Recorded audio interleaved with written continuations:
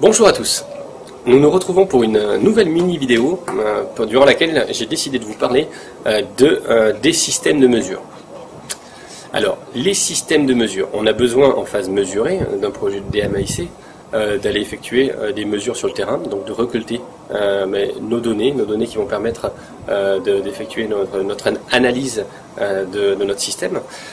Et donc ces mesures, avant de partir à la chasse aux mesures, donc il y a déjà deux catégories de mesures, deux catégories de données, deux catégories de data. Les données qui seront des données pour lesquelles on n'aura pas besoin forcément d'effectuer un effort pour les récupérer, puisque déjà dans tous nos systèmes d'information, on a une quantité d'informations qui sera intéressante de récupérer. Donc on va pouvoir, avec un moindre effort a priori, et je dis bien a priori, récupérer déjà toutes ces informations-là. Donc attention pour cette catégorie de données, c'est sur la quantité d'informations qui vous est donnée et puis par rapport aux informations, aux données que vous avez prévu de mesurer. Et donc là, vous avez été très précis sur la définition opérationnelle des mesures qui étaient intéressantes d'avoir pour comprendre en fait votre performance. Attention avec ces données qui sont accessibles, puisque déjà, elles ne représentent pas forcément exactement ce dont vous avez besoin. Elles sont issues de grosses bases de données souvent. Il faut également être capable de récupérer en fait ces données-là. Ensuite, il faut s'assurer qu'elles correspondent exactement à ce dont on avait besoin. Et ceci n'est réellement pas évident avec les systèmes informatisés. Pourquoi? Parce que souvent, les données sont enregistrées en respectant d'une certaine façon. Et comme ces systèmes d'information sont souvent des grosses boîtes noires, lorsqu'on va regarder dans le détail, lorsqu'on va interroger en fait nos amis informaticiens, on va se rendre compte que le moment où, par exemple, je vous donne un exemple, où la personne a appuyé en fait sur un bouton au niveau de son clavier informatique, et puis le moment où l'information a été enregistrée en fait sur la base de données, parfois il y a un gros delta. Enfin bref, il ne faut pas se tromper au niveau de la base de données où on récupère ces données-là. Il ne faut pas se tromper sur le champ, il ne faut pas se tromper sur la table, il ne faut pas se tromper en fait sur les requêtes d'extraction de données. Donc là, je vous donne des exemples de difficultés liées à la récupération des données qui sont détenues par tous ces systèmes d'information. Puis il y en a d'autres, des données historisées. Il y a des cahiers de doléances, il y a beaucoup d'informations que vous pouvez déjà récupérer à un moindre coût. Mais encore une fois, c'est attention sur cette notion de données accessibles par rapport à ce que vous recherchez réellement.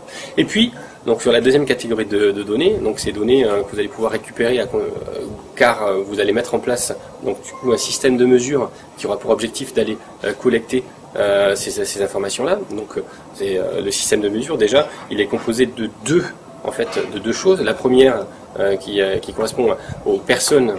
Donc à la personne qui va effectuer les mesures pour vous, alors soit vous-même, soit les personnes à qui vous aurez délégué, soit les personnes qui ont l'habitude d'effectuer déjà des mesures.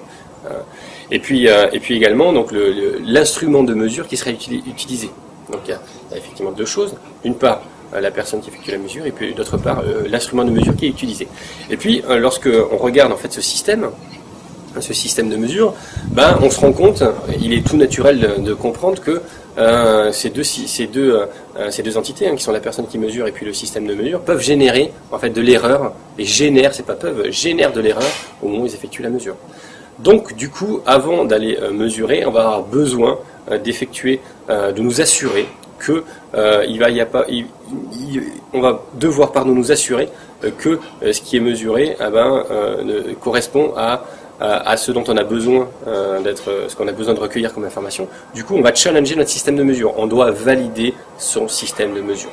Et pour valider son système de mesure, c'est deux choses. C'est déjà avoir une approche type GBS, gros bon sens. Donc déjà se poser la question de quels sont les risques liés à la mesure qui est effectuée. Déjà identifier les différents risques. Et puis d'autre part, un deuxième moyen que l'on a pour valider notre système de mesure, ça va être une étude statistique qui va permettre de comparer l'erreur générée par la mesure, donc par le système de mesure, à la variation naturelle de notre processus. Si l'erreur générée par notre système de mesure est supérieure à la variation naturelle de notre processus, eh ben, le système de mesure n'est pas capable de mesurer ce qui nous intéresse, n'est pas capable de mesurer justement la variation, et comme la variation c'est ce qui nous intéresse, c'est ce qui va nous permettre d'étudier, de comprendre notre performance, eh ben, le système de mesure ne sera pas apte et ne sera du coup pas intéressant, et on va devoir choisir un autre moyen de mesure.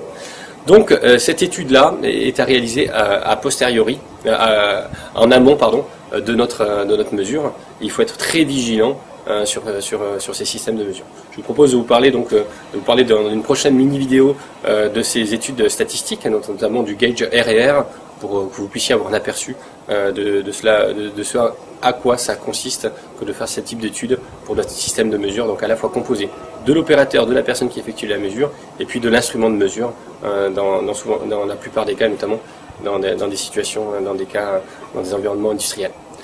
Voilà, c'était une nouvelle mini vidéo. Je vous dis à très bientôt. Au revoir.